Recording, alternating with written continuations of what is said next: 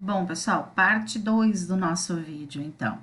Nós estávamos falando dos estudos observacionais de coorte, né? Em que a gente verificou que esse tipo de estudo há um acompanhamento, a uma sequência lógica temporal na amostra investigada, seja um acompanhamento prospectivo ou retrospectivo. Bom, o que caracteriza o coorte prospectivo?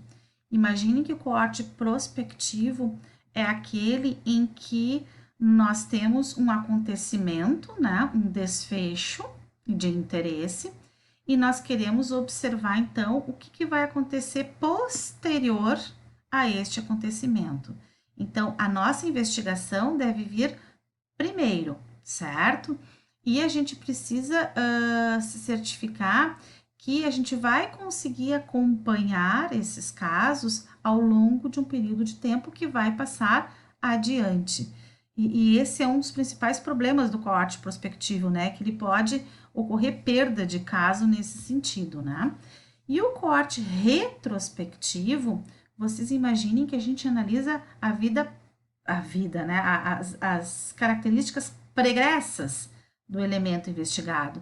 Então, a gente precisa acompanhar ou verificar o passado desses pacientes ou desses elementos para verificar o que pode desencadear aquele desfecho do nosso interesse. Outro esquema que também representa bem isso, imagine então que nós temos aqui o momento da investigação, né?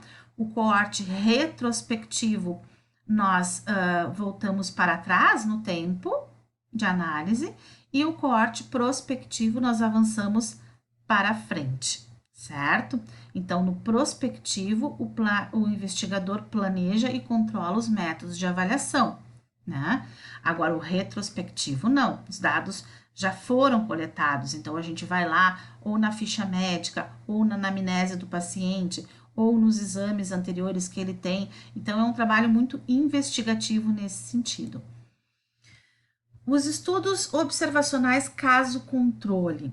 Então, eles iniciam com a determinação de um grupo de indivíduos que possuem a doença, né, que tem a doença de interesse, e esse grupo é chamado de grupo caso. E este grupo caso, ele é comparado com outro grupo que mantém as mesmas características, com apenas uma única diferença: eles não apresentam a doença, e a gente chama esse grupo de controle.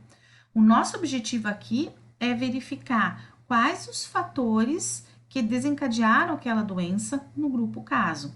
Então, aqui a gente precisa estabelecer um pareamento entre os grupos. Nós precisamos que eles sejam o mais semelhante possível e que realmente a única coisa que difira é a doença, para a gente poder acompanhar quais são as variáveis que podem ter interferido ou podem ter, de certa forma, causado risco de doença, tá? Bom, e por último, os estudos ecológicos, né? Os estudos ecológicos, eles diferem de todos os outros estudos, porque aqui a gente não está analisando o indivíduo, o paciente, o elemento. Nós estamos analisando aqui uma área geográfica, que pode ser uma cidade, um estado, uma região, e através de dados secundários, que são dados de fontes secundárias, por exemplo, IBGE, o DataSUS, o Ministério da Saúde, etc., nós analisamos variáveis e características de toda uma população, certo? Aqui a gente quer verificar, então, se a ocorrência de uma determinada doença, ela é, por exemplo, fruto de intervenções políticas públicas de saúde efetivas ou não. Então, toda vez que a gente faz um estudo de mortalidade, letalidade, morbidade, né, e todas aquelas taxas de prevalência nas regiões, e a gente compara um município com outro, estado com outro, um país com outro, nós estamos, na verdade, realizando estudos ecológicos. Então, nestes estudos aqui, a nossa unidade de análise é um grupo de indivíduos que pertencem a uma área geográfica, certo? E aí nós queremos sim estudar essa área geográfica, mas considerando variáveis a respeito deste grupo como um todo. Bom, aí nós vamos então para os estudos experimentais, lembrando para vocês que o que difere os estudos experimentais dos observacionais é a questão da intervenção do pesquisador. Então, nos estudos experimentais aqui há uma intervenção, o pesquisador faz alguma intervenção no grupo, ele submete a um medicamento, a um tratamento, a um manejo diferente, tá? Então, imagine que a gente tem aqui um grupo de indivíduos selecionados, eles são divididos em dois grupos, né? E um eu posso chamar de grupo placebo, que é aquele grupo que não recebe o tratamento efetivamente, né? O placebo, o que é? Por exemplo, é aquele comprimido feito de farinha e açúcar, né? Que não tem efeito nenhum.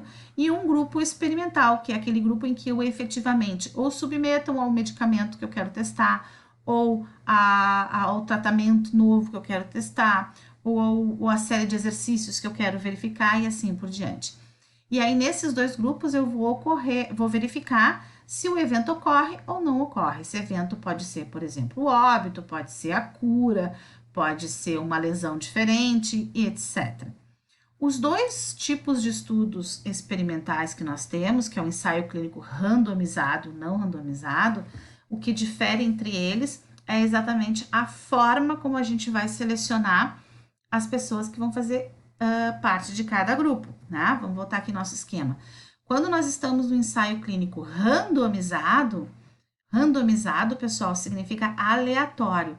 Isso quer dizer que eu vou pegar esses indivíduos aqui, vou separar eles em dois grupos aleatoriamente, certo? Eu vou sortear os indivíduos ou vou criar um processo de seleção aleatória, etc.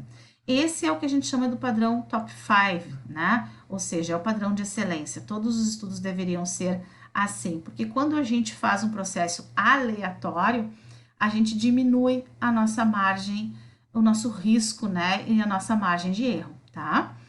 E o ensaio clínico não randomizado é aquele em que nós dividimos os grupos experimental e convencional sem um critério de sorteio, ou seja, esses grupos são divididos de acordo com a conveniência do pesquisador. É claro, quando a gente fala conveniência, não quer dizer que tem alguma subjetividade de influenciar os resultados do estudo, mas não há nenhum processo seletivo por trás dessa seleção. Ok, pessoal? Então era isso. Tchau, tchau.